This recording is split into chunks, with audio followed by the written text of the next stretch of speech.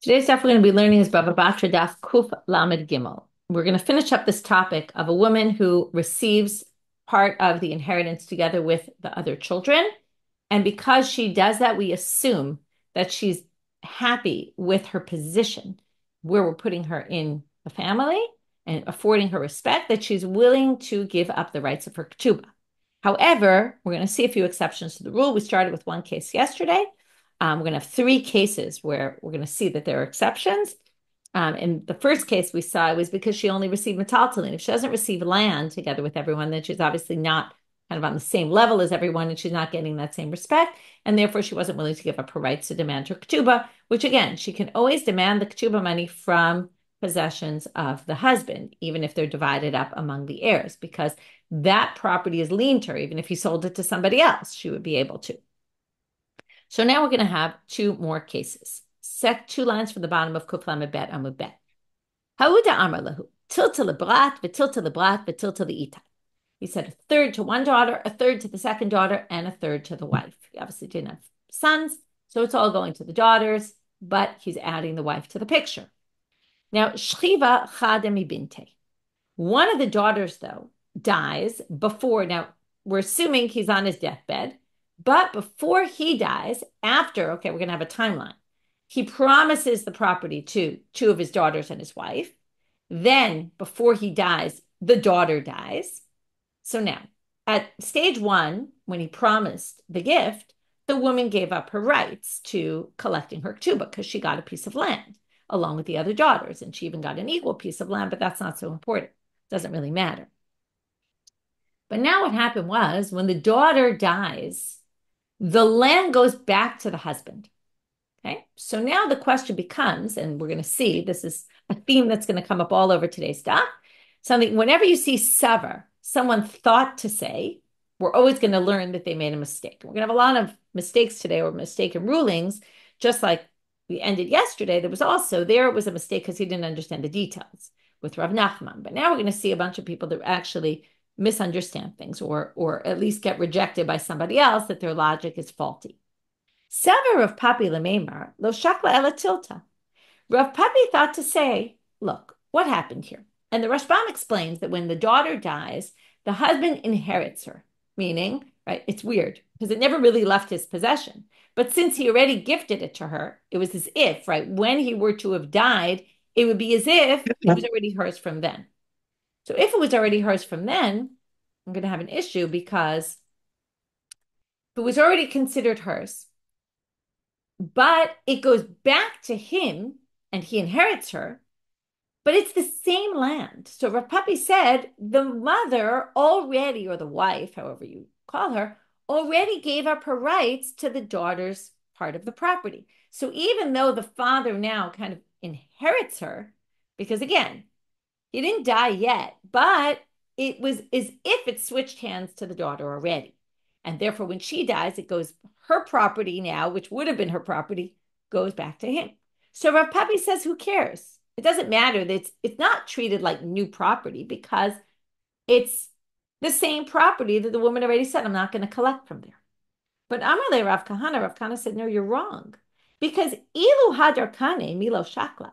Let's say it wasn't that he got it from inheritance from his daughter, but let's say, I don't know, after he was on his deathbed and made this promise, he made a business deal somehow, okay, on his deathbed, or maybe he felt better, got better, healthier, and went and made a business deal and bought more land.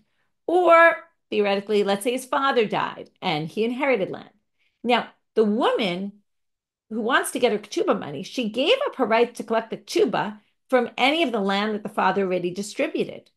But she didn't give up land to her rights to collect from any future land the husband would get, which means that once we say that if it was a random other land that came to the husband after, it's obvious, everybody agrees, even Rav Papi, who thought that she wouldn't get that land, would agree if it was other land that came to the husband at the time, the wife would be able to collect her ketuba money. And kevan di ilu hadar kane shakla, if he would have gotten something new, she would have been able to collect. Hashjanami shakla. This is no different than that. Well, it's true that technically it was the same piece of land, but this is like something new that went back to the husband, because that third of that daughter who died, the the husband inherits the daughter, and it's as if it's new land. So she was mochel on the shibud of it before, but not now. And therefore, Rav Kahana thinks that the woman gets to collect her ketuba. So this is why, again, it's an exception to the rule here. Next story. He divided up all of his possessions between his son and his wife. However, Shiur chad dikla, he left over one palm tree. Now, a palm tree is connected to the ground, which would mean there was still some land left. Now, the cases we brought before was where he had divided everything, right? Now, what's clear to everybody, and this is important to understand, is that she can definitely collect from that palm tree that was left.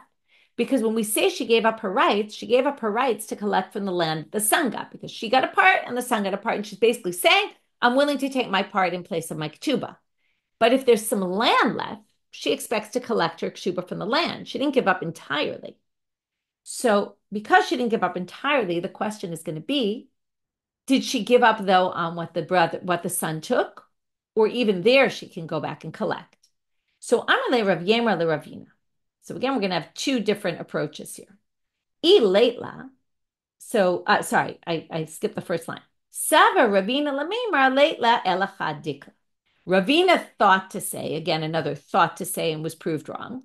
Ravina thought to say she gave up on the rights of what the son took, because she took a piece, he took a piece, and she said, fine, I won't collect my ketuba from there.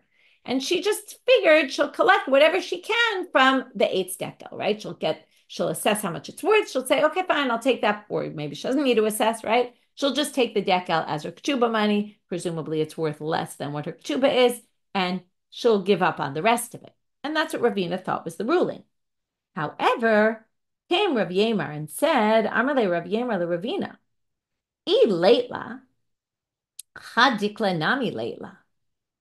If she didn't get anything, then if you think that she gave up her rights because she was saying, oh, well, I'm so happy to be in this position with the son that I'm willing to give up my rights, then she should have been willing.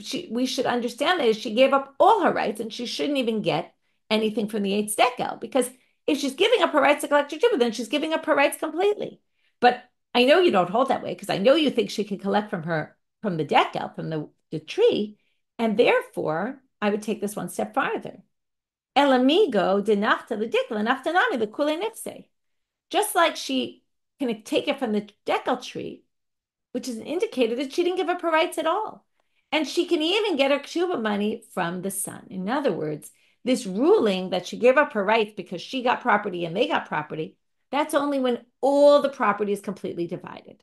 But if even something small is left, we can assume, now if something big is left, you could say, well, obviously she wanted to get her ketuba from the big piece. And we saw already, if she took shlish, ravia, all that, and left land, as long as there's land left, she assumes she's going to get her ketuba from that land.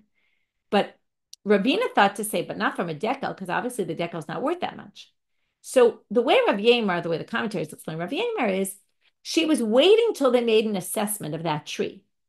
And then she would go to the sons. In other words, because there was something left, she knew she could collect from, she wasn't giving up any rights at all. She was just saying, okay, fine, I'll start with that dekel tree. We'll assess how much it's worth. I'll see how much of my ketuba money I can get from there. And if it's not going to be all my ketuba money, well, then I'll go collect from the sons and from the land that they took. So there's no indicator here, because she wasn't giving up completely on her rights of getting her ketuba. We assume she wasn't giving up on it at all.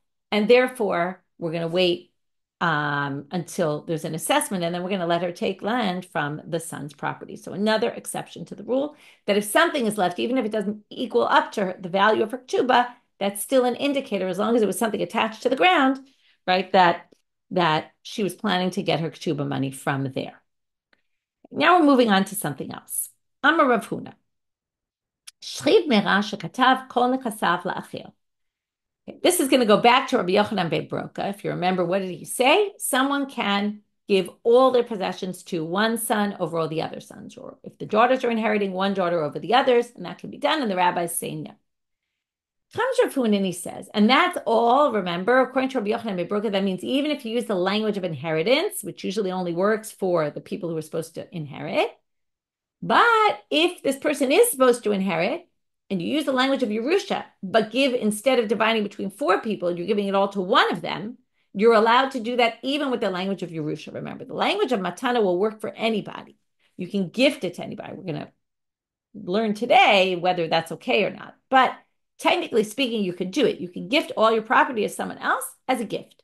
But if you use the language of Yerusha by someone who can't inherit, you can't do that.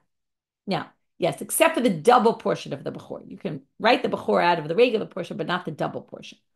Now, but that's something else. So now we're talking about the basic inheritance. Now, this person wrote all of his nechasim la'achir to somebody. We don't know yet who this somebody is. He gives everything to one person. But notice, it says katav kol nechasav, but he didn't specify language of Yerusha or language of Matana. So now we have to figure out, what did he mean? Did he mean it as a gift? Did he mean it as an inheritance? Was it effective? And what's the relevance of all this? So we're going to have a little while till we understand the whole picture. We're going to slowly reveal it as we go on. So what Rav Huna says is the following.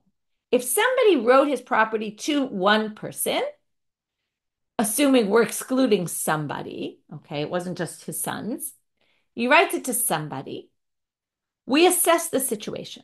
We look and see who this person was. Ro'im. That means we assess or we look. If it was someone who was supposed to inherit, which means like his son, one of his sons over the other sons, notzla mishum Yerusha. We assume that the language he meant was Yerusha, and they get it as if it was an inheritance. V'im lav. Now, if it wasn't, it was his neighbor, let's say, notzla mishum matana. Well, then the neighbor has rights to it on account of the fact that it was a gift. We don't really get what he's saying yet or what the meaning of this all is. We could get the basics, okay? It seems pretty clear, but what's he trying to tell us? And in fact, Rav Nachman comes and questions this and says, Amalei Rav Nachman, and pretty harshly says, Ganava genuve lamalach. You thief, why are you sneaking around like this? Thieves sneak around, they do things in hiding. What is Rav Huna doing in hiding by telling us this ruling? Well, isfir alach Rabbi Yochanan ben Broka, and alach Rabbi Yochanan ben Broka. Dahash matatich Rabbi Yochanan ben Broka udazla. All you're basically telling us is the din of Rabbi Yochanan ben Broka, which is if you want to give it to one of the sons among the other sons, you can, even in the language of Yerusha. And that seems to be what you're saying. You're basically holding like Rabbi Yochanan ben Broka. If so, why are you sneaking around? What, you're embarrassed to say you hold like Rabbi Yochanan ben Broka? Just simply say, I hold like Rabbi Yochanan ben Broka. Why are you getting into this? If he's Ra'oli or Sho, Mishum Yerusha. If he's not, then Matana. What's your point? And why don't you just say it straight out? But Rav Huna, who asked the question and asked it in a bit of a disrespectful manner, tries actually to answer his own question. And he says to Rav Huna, Dilma ki haka amalta. Maybe this is what you were trying to say. And you'll notice, even though he's going to explain himself, he's not really explaining himself very well. Okay, and we're going to have to figure out what on earth did Rav Nachman mean in explaining Rav Huna. So that's why this is a little confusing, because we slowly unravel things as we go on. What he's saying is maybe you're saying it like in a different ruling where they use the exact same language. Okay, so he's not going to really explain to us what he means yet. But what he's going to say is you must have said it because it matches the ruling in this case. And probably Rav Nachman understood already what the ramifications of that are, but the Gemara didn't, and the Gemara is going to ask, so what still? But let's read. Dahu dahava kashachid. There was someone who was on his deathbed. Va'amrule nichse laman. And they said to him, who do you want to give your property to? Dilma laplanya. Now, they don't leave it all to him because maybe he's not in great shape. So they say, maybe to this person, okay? And, okay, let's just go with our example of Ruth, maybe to Ruth. Va'amalu ela laman. And the guy on his deathbed said, well, to who else would I give it to if not to Ruth? Okay, which basically means yes. Okay, it's a weird way of saying yes, but he said yes to Ruth. Va'amrat lan Allah. And you said about this case, or they said about this case, okay, when this case came up and this guy was on his deathbed and they said to him, who do you want to give your property to? And he said, he didn't say, right? They said, who do you want to give your property to? Ruth? And he said, to who else? So what did they say? Well, let's check out Ruth's relationship to this person. If she was his daughter and there were no sons, Imra Oily or Show, and there were other daughters, okay, Notzla Mishum Yerusha, then she becomes an heir from the laws of inheritance. Vim Lav, if she's not a relative who's supposed to, let's say there's sons and she's the daughter or she's the neighbor, Notzla Mishum Matana. Well, then she gets it as a gift.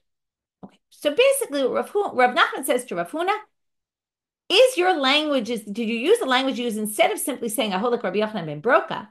Were you using this language as they used in this case? Amalei in Hachi Kamina. So Rav Huna said, okay, what else was he going to answer? Right? Just like the person on their deathbed, they said, aren't you going to give it to Ruth? And he said, yeah. Like, who else would I give it to? Without really answering directly. But Rav Huna obviously said yes. Okay, whether that was really what he meant or not, we don't know. But presumably that was what he meant.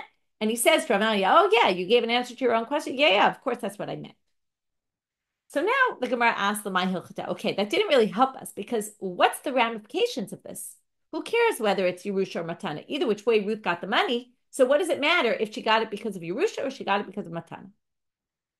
So Savar Rav Ada bar Ahava, we're going to see this over and over and over again today, that somebody thought to say something, that he suggests what the ramification would be, but then gets rejected. Rav Ada bar Ahava thought to say Kamei de Ravi, he said in front of Rava Lememar, Im ra'oi liyorsho, amanani zonet min nechasav. V'im lav, em amanani zonet min nechasav. Now, if this man left a widow, if Ruth was an heir and inherited it, then the widow would be able to demand food payments from Ruth. But if Ruth got it as a gift and she wasn't related and she wasn't supposed to inherit and she got these possessions as a gift, so the widow would not be able to get the nichasim. Okay, there's a rule that widows, when they get their mizonot money, they can't take it from lien property. So this would be a case of lien property. Why? Because while it's true the almana is owed the money, but she can't collect it from lien property. What's lien property? It's property that was in the person's possession at the beginning, but then was sold or gifted to somebody else. So that sounds like a good ramification, although you know that this was introduced as savar, so we're going to reject it. But it sounds like a good distinction, even though very unfair for the widow, because the widow will now not be able to collect her food payments. We're going to leave her out on the street, which is not a good situation. However, one can understand how technically, halachically, she doesn't deserve the mizonot if it was given as a gift. Because if Ruth was not a relative who was supposed to be an heir, and she gets it as a gift, it's like she bought it. It's like, right? And widows can't collect from that. So that would be a good ramification. And that's possibly what Rav Huna was talking about when he said that if somebody didn't say Yerusha or Matana, it might be Yerusha, but that's only if the person was supposed to inherit. If they weren't supposed to inherit, then it'll be Matana. And then in one case, the woman can get her supplements and the food payments. In the other, she will not be able to. But comes Rava, thankfully for us as women, right? We want to always make sure the women are protected properly. And he says, I'm really Rava, Migra Gara, you're going to make her situation worse because it was given as a gift to somebody else. And he comes up with a halachic reason or a mishpati, how do you say, a legal reason why that couldn't possibly make sense. And there's no way that she can't demand the supplements from Ruth no matter what, whether she's a relative or whether she's not, because he makes the following analogy. He compares Yerusha, someone who gets the property as inheritance, and someone who gets it as a gift. Who has a stronger hold on the property? The one who gets it as inheritance or the one who gets it from a gift? Now, if you have a stronger hold on it, we're going to prove that the Yerusha person, if Ruth was a relative who was supposed to inherit, she has a stronger hold on the money than if it was a gift. That will prove. Once we prove that, we're going to say, well, if she has a stronger hold on the money, and yet we allow the widow to take the supplement, the food payments, then obviously, when she has a weaker hold on the money, we're obviously going to let the widow take the food payments. So that's the gist of the argument. So he says the following. If Ruth is the daughter and there's no other daughter, there's no sons, then Ruth is in line to get that money by Torah law, which means she has a very strong hold on that money because Torah law gives her the rights to that money. And yet, Amarta almanutoni zonet min chasab. And yet, even though she has a very strong hold on that money, she's going to have to give out some of that money to the widow. Well, then, b'matana de Rabbanan lo kol sheken. The rights of Ruth, if she's neighbor, let's say, who's getting this as a gift is much weaker. It's only rabbinic. I'll explain to you in a minute why. Her hold on that money is only rabbinic. Let's just assume, even though I haven't explained to you why. But I want to finish the argument. Because her hold on the money is only rabbinic, of course, the widow has more rights to get the food payments from Ruth in that scenario than in the one where Ruth had a very strong hold on the money. And therefore, you can't possibly say what you tried to say, which is that would be the distinction between Yerusha and Matana. Now, why, if Ruth is getting this as a gift? If I give someone a gift, if they owned it 100%, even by Torah law, but that's because I gave them a gift, and they did, if you remember, we've been talking about this for through many Masechtot, they did a kinyan, they acquired it. Now, this could be in different ways. This could be when I promise them the gift, I give them something, a handkerchief to lift, or something like that. But we're not talking about that. We're talking about someone on their deathbed who said, I'm giving my property as a gift to this person, and didn't do a kinyan. Now, we learned, and this is a big principle, if you don't remember it, it's important to remember, divrei shchiv mera kechtuvim uchimesurim dame. We say, and this is a rabbinic statement, and you'll see in a minute why, that the words of a person on their deathbed are treated as if they did a kinyan. And we don't require them to do a kinyan, which means that this wasn't done with a kinyan. This wasn't done with any real act of acquiring, because it didn't need to. But why didn't it need to? Because the rabbis didn't want people on their deathbed to start getting more worked up about things. We don't want to hasten their death. Maybe we still always hold out the hope that they'll get better. So we don't want to get them all worked up. The words of the Gemara are, Shema titaref da'ato alav. We don't want him to get more worked up and go crazy or whatever it might be and cause the hastening of the death. So we allow someone not to have to bother with a kinyan and all that while they're on their deathbed, but just to say it, it's a gift, as if they did a kinyan. That's the rabbi saying, Shema titaref da'ato alav. We're just worried about this. So the rabbis say, we're going to institute that their words are like as if they gave it as a gift. But because it's only as if, right, it's only rabbinic. So that gives Ruth a much less strong hold on the money if it was a gift, which means that for sure the widow is going to be able to demand funding, because by Torah law, it actually still belongs to the husband, the deceased husband's estate. And of course, she could get the money. So that's not a good distinction. Rava, who raises the question, himself answers it. Ella Amar Rava, but I'll tell you the distinction. Why does it matter? And now we're going to have a totally different answer. Why does it matter if it's Mishum Yerusha or Mishum Matana? Well, he's going to quote someone else who gave a psak, okay, who gave a ruling, shalach. We've seen this a bunch of times in the last few dapim. Kidushalach Rav Ada bar Avya. Okay, he sent the following ruling. This was like the way they would do it. They would send written rulings. L'divrei Rabbi Yochanan ben Broka. He says, according to Rabbi Yochanan ben Broka, who allows the person to decide, I'm giving all my inheritance to one of the sons.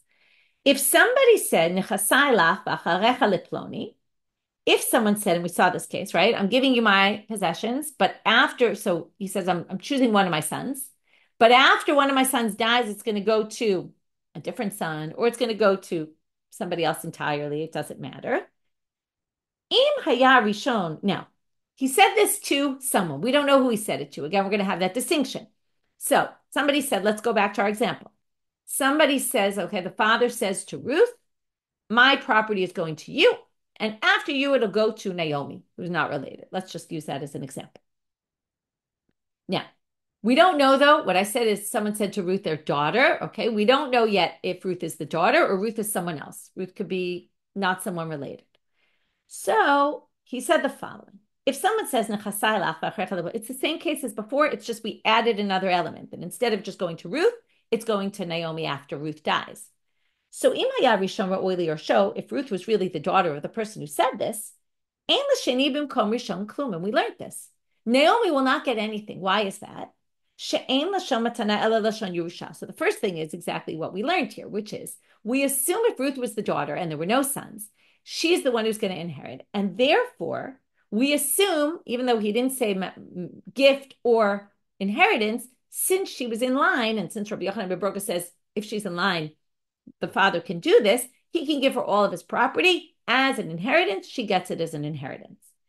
And if she gets it as an inheritance, and he said, but after you, it's going to Naomi, well, that's an invalid statement because Yerusha in la hefsek. if you inherit something, no one can take it away from you later. Even if at first they said, I'm going to take it away from you, they can't. Because once you inherit as an heir, it's yours. So let's say Ruth had other sisters and the father wanted to go to the other sisters after Ruth's death. It wouldn't work because what would happen? Ruth's children would get it. Okay. Or whoever is supposed to inherit her, which is not her sisters. They're never in line to inherit their sister.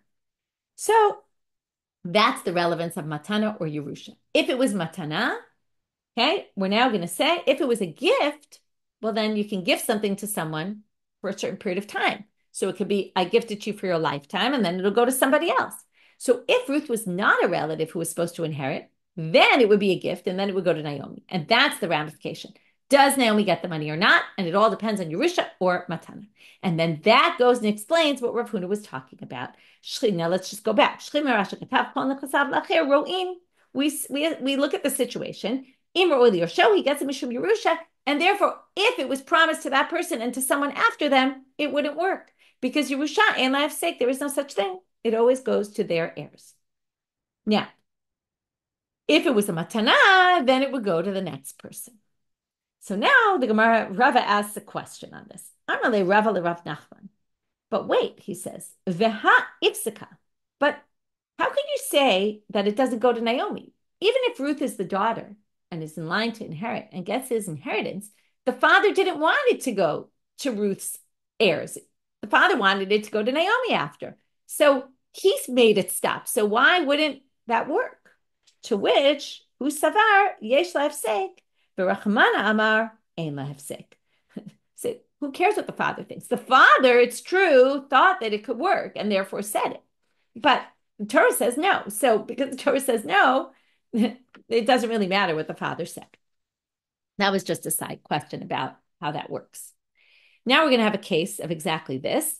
But again, we're going to have someone who makes a mistake in the judgment. Now, already having learned this stuff, you should realize that this rabbi made a mistake. So starting out at the top of Amud Bet, somebody said to his friend, okay, said to someone, okay, we're going to see his chavre in a minute. We're going to see was actually his son. And he said, I'm giving you my possessions, and after you, we'll go to someone else. Virishon ra'oi or shohav. It could have been his son. Could have been he had no sons. It was his daughter. Could have been he had no children. It was his brother. Whatever it is, it was someone who could have inherited him. Shchiv rishon. So what happened? The first guy actually died. Okay, so first a person died. The first person inherited. Then the first person died. Ata sheni katava. Now the second one came and said, okay, it's my turn. I get it. Now, we all know that he doesn't get it because the first one was Ro'ili or show God is inheritance, and Yerushalayim and I've said. Well, Sava Rav Elish Kamei de Rava. Rav Elish thought in front of Rava. Okay, we saw this before also. Rav Ada in front of Rava thought to say, Lememar, Sheni Nami Shakil. The second guy actually could get it. But that was wrong. And Rava says to him, you're wrong. Amarle, but he says a little also derogatory, just like Rav Nachman said to him, what are you, a thief trying to sneak around? He also says, Dayane de chatzatz ta'achi dayane. Okay, what this means exactly, chatzatz, is some people say, Dayanim de of chetzi. You're like a half dayan, okay? Or you do things halfway. What? It's some sort of negative comment. This is how you rule. You dayanim de chatzatz da. Lav hainu de shalach Rav Avia of Rav Acha bereid Rav Avia is, don't you know about what Rav Acha bar Rav Avia sent? That he basically said, Yerushalayim lahefsek, and based on that, this case wouldn't work. Ichsif. So now Rav Elish got very embarrassed. And it's interesting that we're going to end, because we're about to get to the next Mishnah, we're going to end this section with this line. And I think it really goes back to, sometimes in a daf, you have a lot of seemingly unrelated things, but, right, because we were talking about different topics, but all throughout we saw this theme of somebody thought to do something and then, and rule in a case, and then they were stopped by somebody else. So in this situation, Rav Elish gets all embarrassed. Now, why is he embarrassed? Because he's not just embarrassed about this ruling that he made a mistake about and almost ruled incorrectly and gave money to someone that they weren't deserving of, took it away from someone else. But he thought, oh my goodness, it could be I've made a lot of mistaken judgments, and this wasn't the first time, right? If you make a mistake, probably you've made other mistakes in your life. And he's totally humiliated, especially in front of Rava. So even though Rava was a little derogatory before, Rava feels bad now, and he decides to fix it by saying something to make him feel better. Kare ale, ani Hashem bi'ita achishen. Says this pasuk that says, I am God, and at the right moment, I will quickly hasten to be there, which really means that God will hasten the salvation, okay, and we'll make sure it happens quickly, and will come at the right time. Rav is saying, what's going on here? I'm a representative of God here, and God sent me to be here at the exact right time to prevent you from making the mistake. So the fact that you think you might have made mistakes before, don't worry, you didn't, because God would have sent me to protect you from making mistakes. And what they're trying to say here, perhaps, is kind of closing up all these sections of often there might be mistakes, but that there's some sort of hashgacha here, right, of God's intervention to ensure that the mistakes don't get made. Now, we all know there's mistakes anyway, but it's trying to say that there's a system here and maybe also a checks and balances. That's why there's often other people around to make sure that the judges aren't ruling incorrectly, and that there's some, and that God somehow is involved here in preventing mistakes from happening. Even though, again, we do know mistakes do happen, but God will try to protect as best as possible, particularly when we're talking about judges and rulings that affect other people. Okay, now we're going to get to the next Mishnah, and I will already start recommending Gefet on this Mishnah, which reminds me, by the way, I forget to mention this in the beginning of class, but Rabbanit Leisarna's class is starting next on Sunday already. The Guide to Beginners Gemara Part 3, all about the logic of the Gemara and how it works. It should be really interesting. A 3-part series, so you can register. Everything's recorded, so if you can't make it on Sundays, then you can watch the recordings after. If you didn't listen to parts 1 and 2, you can go back and listen now, and you can also listen to this independent of having listened to parts 1 and 2. Anyway, okay, let's get back to our fascinating topic and a really interesting gefet on this topic. We have a Mishnah that says the following: Hakotev nechasav la'achirim v'hiniach et panav ma she'asa asui ela ein ruach chachamim nocheh himenu. This is a fascinating line. Someone who writes their possessions to others, meaning they don't give it to their sons, and leaves their sons, right, without anything. It's effective. Okay, we learned you can do this. You have to do it in the right way. You have to do it as a gift. Okay, but you can do it. You can write your sons out of your will. But the rabbis are not pleased with someone who does this. Okay, now, this is a fascinating question. Okay, I listened in the Hebrew with Rabbi Nachman. There's someone else who does it in English. I'll have it. I didn't listen to her, but she does it in the way of the she bases it on Rabbi Nachman. And the question she asks is a fascinating question. Why is there an assumption? It's not just a question she asks, it's the question the commentaries ask. She brings a number of different approaches, and I'm not going to ruin it for you so you can listen. But the question is, why is it an assumption that the sons are supposed to get inheritance? Why can't, if I made money in my life, why can't I decide to do what I want with it? I could give it all to charity. I could give it all to my friend, right? Why do I have to give it to my children? Right? This Mishnah is basically saying you have to give your inheritance to your children. You can do otherwise, but rabbis aren't going to be pleased with you. Why are they not going to be pleased with you? Is it a moral obligation? Is it what is it? And it's interesting, right? It's a really good question because it's true. If people decide not to give their inheritance to their children, right? Usually we think there has to be a very good reason. But why is there this assumption? Is it just what people think? Is it, right? Is there a real reason for it? So does it have to do with what the Torah says? Perhaps you're just going against what the Torah says. So anyway, there's a bunch of different approaches to answer this question. It's a fascinating, fascinating question. So now I see you're writing about keeping the nachla in the family, but you could give it to someone in the family or in the tribe. You don't, it just doesn't have to be to your sons or, right? You could. So anyway, it's a very interesting thing. What becomes even more interesting is Rashba Gomel, im lo hayu banav noagin keshura zachor latov. If the sons, now there's a good question. What does it mean, lo hayu noagim keshura? If the sons weren't behaving appropriately, let's call it that, well then it's good he wrote them out of his will. Okay, what does this mean? So first of all, right, it could mean religiously. Okay, it could mean they're not keeping within the tradition. In a different Ketav Yad, and in Gefet also, they talk about this, but Everyone talks about this because it's fascinating. It says they add the word lo, which is to him. It has nothing to do with are you religious, not religious, keeping the laws, not keeping the laws. If you don't treat your father properly, then it's appropriate that the father punish you. This raises the whole question, right?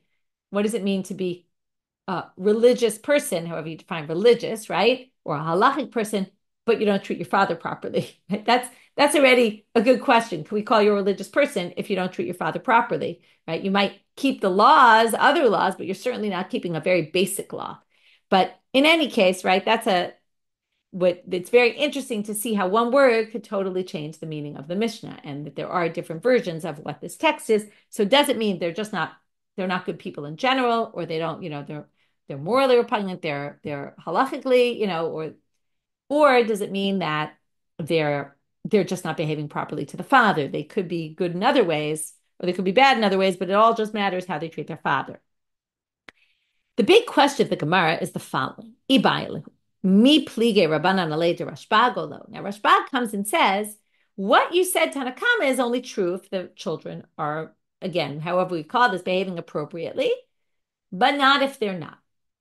The question is, does Tanakama agree with Rashbag's distinction? Tanakama didn't talk about this case. Or does Tanakama disagree? Now, to get to the answer, we're going to have to bring two different sources. The first one's going to be inconclusive because the first source has two different ends to the story. It's an interesting story. Tashma di Yosef ben Yoezer hayalo ben shelo hayano he keshuha. Yosef ben Yoezer, you might remember him. He's one of the zugot. Okay, the zugot like Hillel and Shammai, and in Pirkei Avot. He had a son that didn't act appropriately. Ahava le ilita de dinare. So he had a big vessel full of gold coins. Come in akdashe. He basically, in order to avoid giving it to his son, who he didn't, wasn't behaving appropriately, he sanctifies it to the temple. So the whole big question in this story is, was it a good thing or a bad thing? Now, if we see it was a good thing, then we can assume that Tanakama must have agreed with Rav Shimon ben Gamliel. If we say it was a bad thing, then we see there must be a disagreement, because Rashbag would for sure say it was okay. Tanakama would then be the one who would match this, who would say it's not okay. So now the question is, let's see what happens in the story. Azil Nasif bat Gidol Kalile Diana Malka. We get some details. It's not so clear why we get them, but he goes and he marries the son that was not going in the right way. And I see you're asking, what does it mean? Yeah, it's unclear what it means. Okay, we don't really know. That's the truth. Okay, I already said there's two different versions of the text, which could mean totally different things. And even if we understand it one way or the other, where you draw the line and what means, right, that's also very unclear. So he marries this woman who was the Gadol Kalile Diana Malka. She was the woman who wove the crowns for Yanai the king. Why it's important, I don't know, but you'll see later that she's quoted as using the word Kalile with a kuf, not with a kaf, but it seems to be a bit of a play on words. She worked doing Kalile in the king's house, and you'll see why the king's house is relevant, that she works there. Olida debitu. Now his wife, who he married, gives birth. Unclear why this is part of the story. Also, perhaps the next thing he does is Zavan Labanita, he buys for her a fish, maybe as a gift, or maybe she needed food after birth. I don't know why he buys her a fish after she has a baby. And Kara, as she tears open the fish, you remember the Yosef Mokir Shabbat story, it's going to be the same thing. Eshgaf Bamar Galita. There's a beautiful pearl in the middle of it, or jewel. Amrale, so now they get this huge jewel and they want to go sell it. Now the woman, the wife, has all these bits of advice for the husband before he goes to sell it. He's obviously the one going to sell it, maybe because she just gave birth, or maybe because he's the man in the house, but the woman in the house seems to know what to do. So she says, first, she says, Amrale, lo timtie lamalka, don't bring it to the king. I know the king, and I know their people.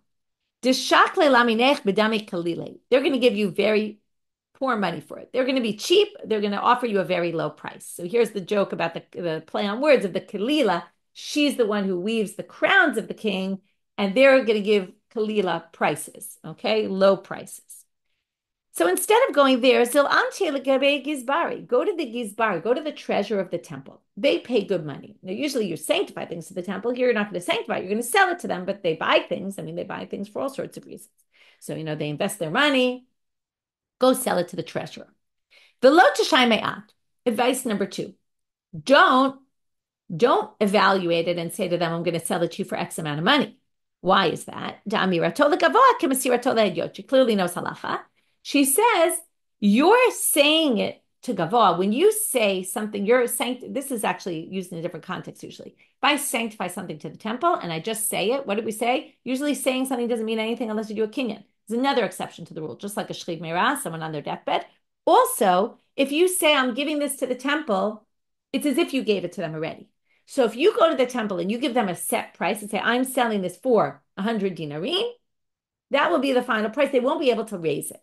Okay? If they wanted to offer you more, they won't be able to because you already gave it a price and you were giving it to the gavoa. It's a bit of a different use of the usual way, but okay. So let them evaluate it. Okay? Don't come with a price. Let them offer you a price. So don't go to the king's people. They'll offer you a very low price. But if you go to the temple, wait and see what they offer you. You can always change from what they say, but you can always ask for more, but you won't be able to ask for more if you give them a price. So go with that.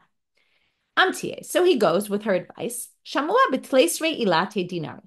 They offer him 13 vessels worth of gold coins. Okay, that's a lot of money.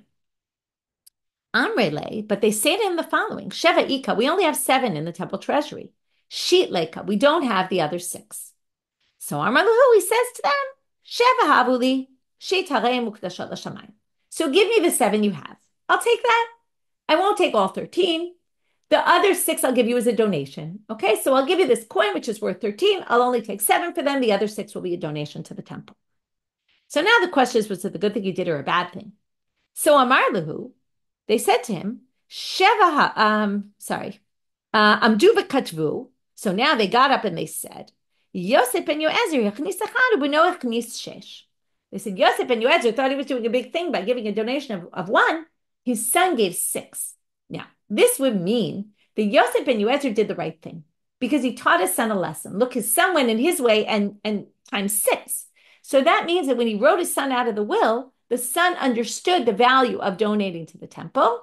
And, instead of now being Noheg Lo Keshura, he became a Noheg Keshura because look at how he gave, gave up on the other 6 and was willing to sell it for less money. But, Ikeda Amre, some people say, Yosef ben Yoezer yachnis echad ubeno hotzi sheva. He gave 1 to the temple and his son took out 7. And it was a bad thing what his son did. And the son, right? Why was it bad? Because he emptied out the entire temple treasury. He should have said, I'll take 2, I'll take 3. That was a lot already. He wasn't planning to get that much money for it. And, right, he basically depleted them of all their money. That's not a good thing. So midika amre, now they start with the first gear. They say, it sounds like the father did the right thing by writing his son out of the will, which would mean the Tanakama must agree with Rashba, because that's the mainstream opinion, that if your son's not Nohei Keshullah, you can write them out of your will. But the Gemara says, what do you mean? Adrabah, you could say the opposite from the second version. When it says he took out money, it sounds like it wasn't a good thing that the father wrote him out of the will, because look what happened in the end of the story. The son ended up taking out 7 baskets of gold coins from the temple treasury and depleted them of everything. Shows the story had a bad ending. Well, since we have 2 versions and we don't know which version is right, we really can't learn anything from that source. So that didn't work. Second attempt to get to an answer, and here we'll succeed. Tashma da Amar le Shmuel Rav Yehuda. Shmuel said to his student Rav Yehuda, Shinana. It's always a term of endearment he uses for him. You're very smart, sharp. Right? It's like your sharp teeth, your sharp, my sharp student. Lo tahave be'aburi achsanta. Don't be in a place where somebody takes inheritance away from their sons and gives it to somebody else. Like, try not to be around there. That's not a good thing, and you don't want to show that you're approving of it. But here's the key point. Even if they're taking it from a bad son, giving it to a good son, that's still, don't be around there. Here you already see the answer, even though we'll see one more line, but you already see that he thinks this is a bad thing, which means Tanakama must disagree with Rashba, because you can't prefer one son who's better over a son who's worse. B'kosha came Mibra Barta, and all the more so from a son to a daughter. Why is that worse? Well, because one son over the other son, at least the son is oily or show. If you take their sons and you give it to the daughter, she's not in line to inherit. It's not because they didn't prefer girls. It's just that the law is that the girls don't get. So if you're giving it from someone who's not supposed to inherit, you're taking it from someone who's supposed to inherit, you give it to someone who's not supposed to inherit, as opposed to just preferring one of the heirs over the other, but still that's a bad thing. Okay, so we have an answer. They actually disagree. And now we're going to start a story, which we'll just get to the very beginning of it. We'll see more of it tomorrow. Fascinating story. And flashback will be about Yonatan ben Uziel, who's a character we're gonna see in the story. We'll talk about him more tomorrow. I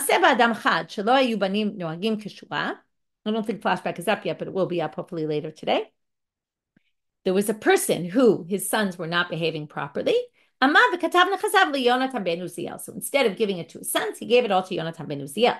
Masa Yonatan ben Uziel, machar shlish, hikdish shlish, v'chzir banav shlish. He took a third, he sold it, took the money. A third of it he gave to the temple treasury as a donation, right? There's like you win the lottery, and you donate money. And a third he gave back to the sons.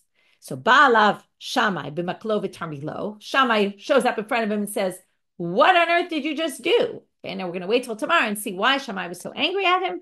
And then we'll see that Yonatan ben Uziel actually proves him wrong and shows him that he was right in what he did. We're going to get to that. One of the things they do in Gefet is go read this story, which we're only going to do in one way, but there's two different versions of the story and what Shammai claimed and what Yonatan ben Uziel retorted. And there's Rashbam versus Tosfot, and that's also another thing that's in today's Gefet.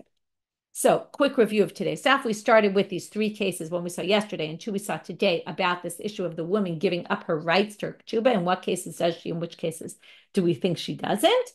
And again, there were some rabbis who thought one thing and turned out it was the other. We saw Rav Huna, who talked about this halacha, that someone who didn't specify gift or Yerusha depends on who they were giving it to.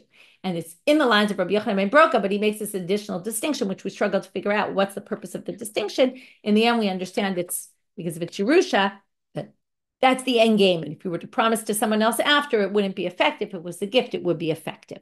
Then we got to this Mishnah, which we deliberated whether there was a debate or not between Tanakam and Rashbag about how, yes, you shouldn't pass over your sons for inheritance. Again, we open the question, which you can learn more in Gefet about, well, why not? Right? Why do the sons have any rights to the inheritance more than anybody else? And if you do, the rabbis won't be pleased with you, even though it is actually effective. Where Rashbag says, well, if they're not nuhei k'shura, which we're not really sure exactly how to define that, but then you actually can bypass them. In the end, we prove that the rabbis disagree. Tanakama thinks, no, you can't bypass them even in that case, or you shouldn't. Right? Again, you can, but you shouldn't. Okay, and with that, we get to the story of with Yonatan ben Uziel, and we're going to understand the story much better tomorrow. With that, we finish for today. Wishing everyone a good day, and we'll meet up tomorrow.